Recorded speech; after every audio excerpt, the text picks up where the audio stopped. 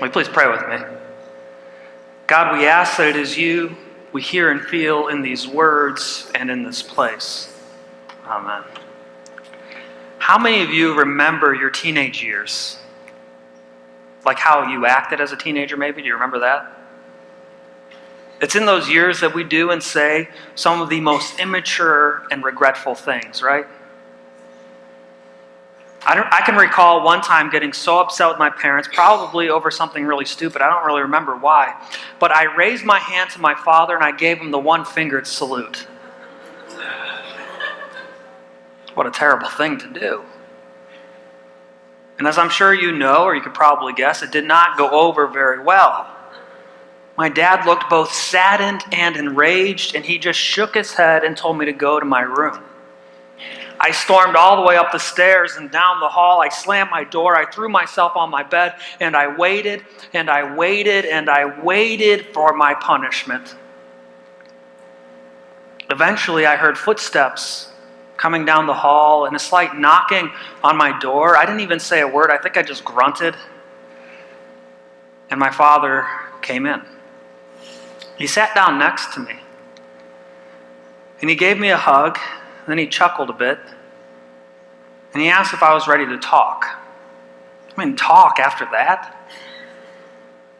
I didn't look at him, but I thought the words he wanted me to say were sorry, so I just said, sorry. And then he told me something, it's something that stuck with me to this day. He said to me, I love you, and I know that in life we will do and say things that we regret. But you need to know that no matter how many times you apologize for something, you can never erase it from another person's memory. You can never really take hurtful things back. Once we put it out there, it's out there. It's true. If we allow ourselves to become overcome with anger and hate, we can never undo our words or actions. It doesn't matter how much we say we're sorry. It doesn't undo them. The only way to not spread anger and hate is to not act on them to begin with. The only way is to be overcome with a spirit of gentleness and to let this gentleness rule our hearts, our words, and our actions. Philippians 4:5 reads, quote, let your gentleness be evident to all. How many of us feel like we live up to that? That our gentleness is evident to everyone. Our key question this week in our chapter asks, quote, how do I demonstrate thoughtfulness and consideration to others?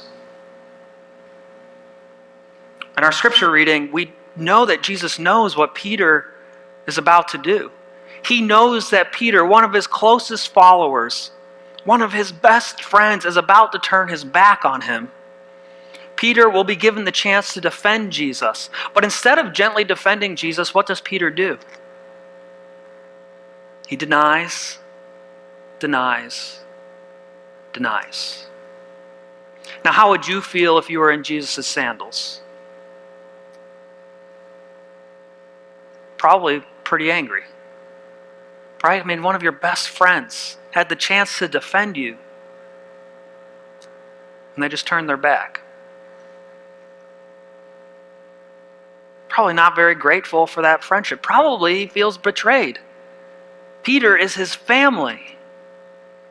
They've been doing ministry together. Peter's left his livelihood and his home to follow Jesus, and now he's turned his back on him. So how would Jesus respond? You'd think that he might respond with anger, but he doesn't. Jesus responds with gentleness, this virtue that's so hard for us to grasp and to live into. He responds with gentleness. He comes back to Peter, and he mirrors those 3 denials with 3 affirmations of love and service. On page 470 in Believe, and it comes from John chapter 21, it reads, when they had finished eating, Jesus said to Simon Peter, Simon, son of John, do you love me more than these? Yes, Lord, he said, you know that I love you. And Jesus said, feed my lambs. Again, Jesus said, Simon, son of John, do you love me? And he answered, yes, Lord, you know that I love you. And Jesus said, take care of my sheep. The third time he said to him, Simon, son of John, do you love me? And Peter was hurt because Jesus asked him the third time. Love me? He said. Lord, you know all things. You know that I love you. And Jesus said, feed my sheep. It's not just in our words. It's in our actions that we show gentleness. Peter says, I love you. You know that I love you. And Jesus doesn't stop there. He gives him a command for action to show this love. Can we be that gentle to those people that have betrayed us, to those people that have hurt us? Can we be that gentle to respond the same? Randy Frazee writes, he says, what is it about this particular virtue that gives us fits?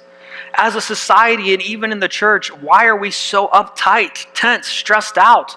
Why is gentleness such a stranger to so many?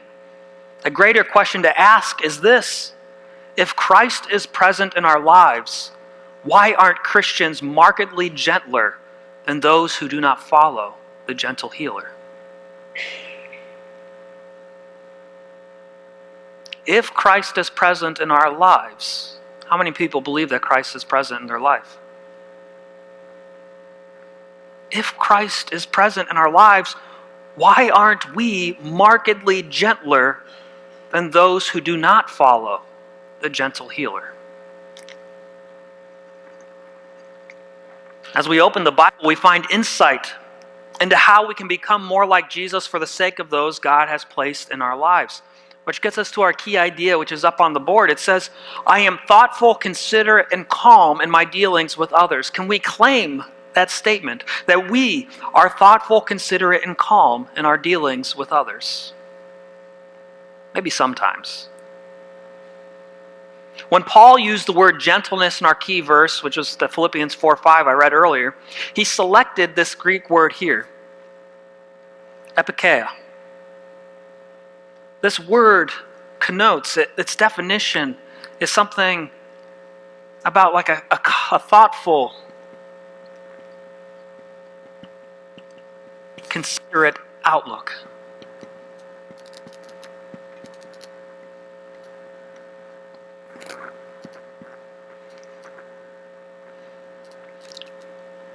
Rather than hotly demanding our rights, whatever the cost to others, those of us with this trait seek peace in a calm way.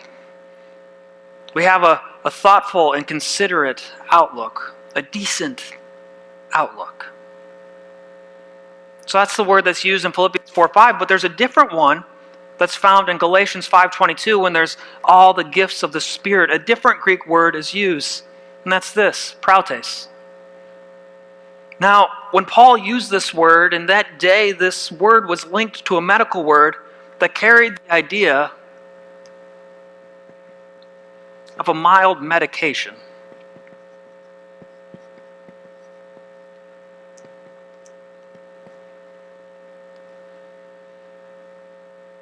So you might say something like a gentle person, somebody who has this gentleness, is easy on your stomach. It's a good word picture, isn't it? You think of like that churning stomach, that almost nauseating feeling you get when you're knowing you're going to encounter a prideful person. Right? There are those certain people that we kind of have to build ourselves up to go and see or to be with. Days before we meet them or see them, we might even be dreading it.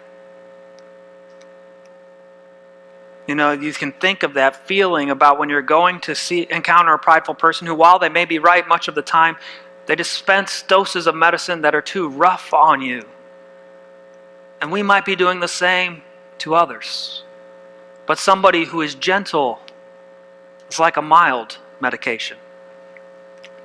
Pastor John Stevenson writes that Jesus did not ride into Jerusalem on a white stallion leading his forces against the Roman Empire, and he doesn't work that way today either. He comes in the spirit of gentleness. And then he was arrested and dragged before the Sanhedrin, and later before Pilate. He was falsely accused, he was mocked, he was beaten and humiliated, and yet through it all he did not protect himself. Does this mean that he was cowardly or weak? Not at all. This was the same man who went into the temple and who drove out all those who were dishonoring the house of God. This was the one who could halt a storm in its tracks with a single word.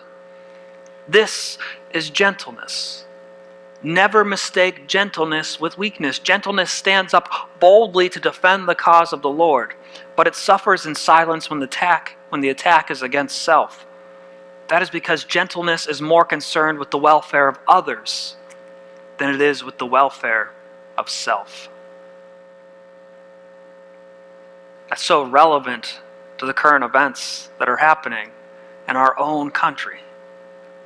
We need more of this gentleness. A gentle person is not a weak person, but rather someone who is strong, secure, and mature. They use their strength to face real giants and to challenge in their lives, but choose not to run roughshod over others. So what difference would being gentle make in the way that we live? If we were thoughtful and considerate and had a decent outlook, if we were like this mild medication, how would that show in our lives? How would that change who we are? Well, in the book of Proverbs, Solomon reminds us of the importance of exhibiting gentleness in the way we treat others. He writes, "A gentle answer turns away wrath, but a harsh word stirs up anger." So the first way we would see this in our lives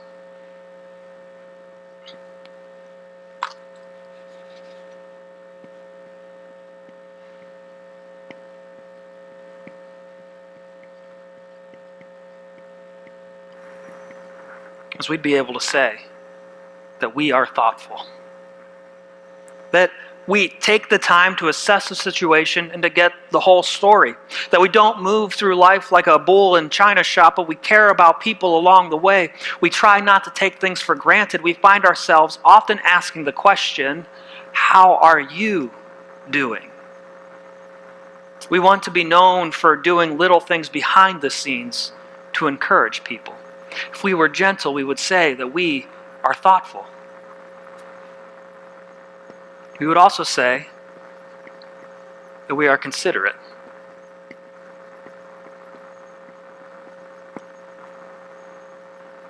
When we're in a position to make a decision, we consider the impact on others.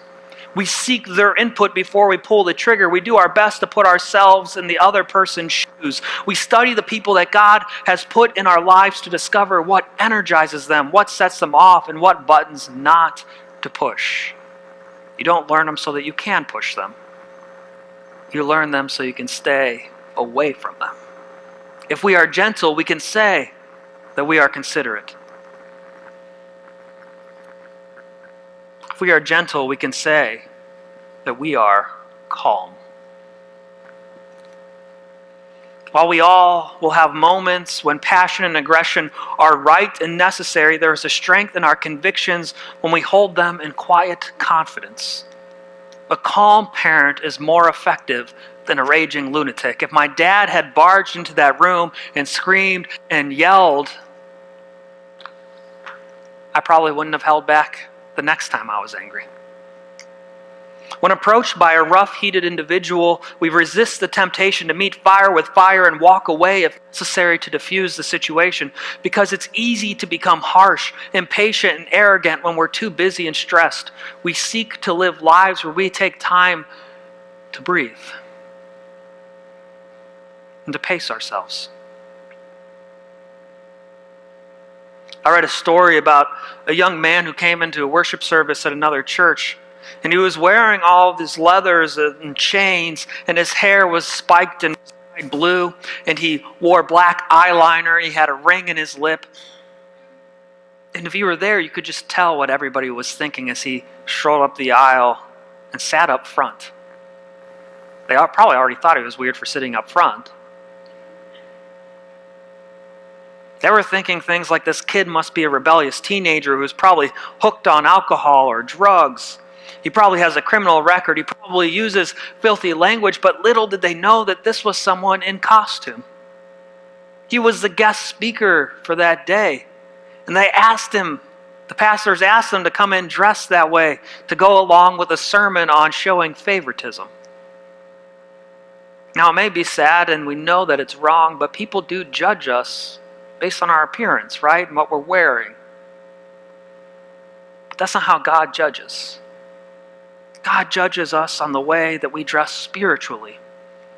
He judges us based on the kind of spiritual clothes we are wearing. Are we wearing immorality, impurity, rage, anger, filthy language, or are we wearing love, compassion, humility, patience, and gentleness? Are we thoughtful, considerate, and calm in our dealings with others? Do we make sure not to let anger and rage overtake us because we can never undo our actions or words? Are we gentle? Frazee points out that we cannot fully see and understand our lack of gentleness. What we do is normative because we are our own benchmark. Our lack of gentleness doesn't bother us too much. Our outburst is justified in our minds because of the rudeness and stupidity of insensitive and ignorant people, right? It's always them and not me. I'm the one in the rush. He shouldn't have cut me off, right? Someone has to fix the mess they are making. Our lack of gentleness is not a problem, but a solution. Or at least that's how we tend to see it. But that's not how God sees it. And so Jesus extends this invitation. He says to all of us, "Come to me, all you who are weary and burdened, and I will give you rest. Take my yoke upon you and learn from me, for I am gentle and humble in heart, and you will find rest for your souls. For my yoke is easy and my burden is light." We too can be gentle. And I want to be able to say this to the people God has placed in my life, that I have taken this yoke from this gentle and humble heart of Christ. How about you? Wouldn't you like for this gentleness to overflow from you and that people see this fruit in your life? With Christ in us, we can be gentle. With Christ, we can become people who are thoughtful, considerate, and calm in our dealings with others. But we need to recognize that need, that we lack the gentleness we are called to have, and then seek out ways that we can be thoughtful, considerate, and calm. Amen.